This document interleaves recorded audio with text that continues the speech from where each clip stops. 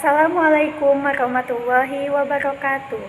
Perkenalkan, saya Ruri Kaisa Putri dari jurusan Bimbingan Konseling B semester 2. Di sini saya akan mengulas kembali sebuah webinar yang bertemakan menyiapkan pembelajaran berkualitas dan bermakna dalam kurikulum merdeka. Webinar ini disampaikan oleh Dr. Andes Zulkifli Anas MED selaku Kepala Pusat Badan Kurikulum dan Pembelajaran Standar Kurikulum serta Asesmen Pendidikan. Dalam webinar ini, Dr. Andes Zulkifli menyampaikan mengenai ruang kerja guru yang sesungguhnya. Ruang belajar guru yang sesungguhnya berada di alam pikiran, rasa, hati nurani, atau kolbu manusia. Tantangan yang ada dalam pembelajaran berkualitas yaitu bagaimana kita memahami hakikat dari proses belajar itu sendiri. Bagaimana seorang anak dapat mengolah pikirnya, dapat mengolah rasanya, dapat mengolah karsanya, serta mengolah raganya. Mendidik adalah membimbing siswa untuk melewati perjalanan ke arah beragam cara yang benar untuk menjadi seseorang di dunia. Tujuan pembelajaran yang sebenarnya adalah menguasai hal-hal baru dan yang menjadi pusat perhatiannya yaitu mencari strategi-strategi untuk belajar saat terjadi ketidaklancaran atau kegagalan dalam belajar itu. Hal ini bukan berhubungan dengan kecerdasan siswa, namun berarti strategi-strategi yang tepat belum dapat ditemukan.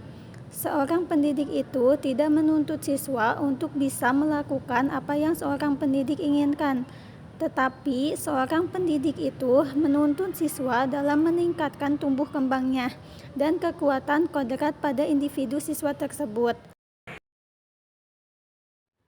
Seorang pendidik tidak menganggap siswa sebagai botol kosong, tetapi menganggapnya sebagai individu yang memang secara kodrati memiliki potensi. Karenanya, proses pembelajaran yang dilakukan oleh guru dan siswa hakikatnya adalah sebuah proses yang guru membantu dan menuntun siswa mengoptimalkan kompetensinya. Jadi, yang mengoptimalkan kompetensi itu siswa, sehingga proses pembelajaran tidak lagi sebagai upaya mengejar target kurikulum, melainkan sebagai upaya membantu, menuntun, dan melayani siswa dalam mengoptimalkan potensinya. Dan seperti yang kita ketahui bahwa potensi setiap siswa itu berbeda-beda.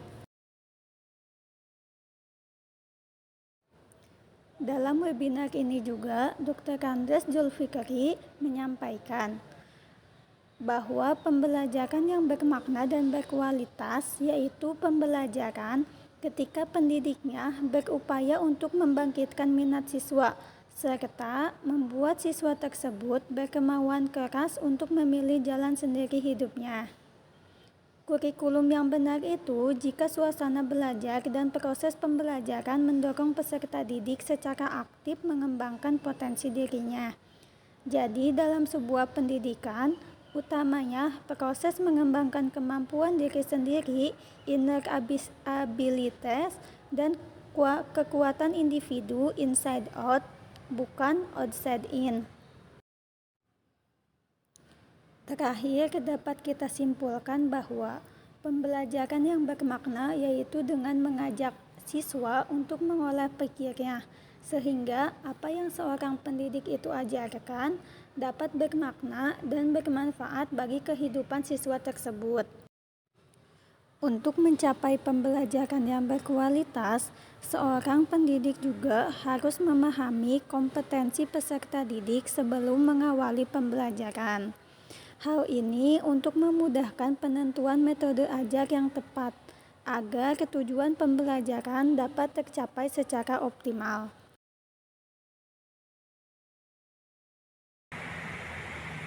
Mungkin sekian ulasan yang dapat saya sampaikan dari webinar ini. Semoga ulasan yang saya sampaikan ini dapat bermanfaat bagi para pendengar. Kurang lebihnya saya mohon maaf. Wassalamualaikum warahmatullahi wabarakatuh.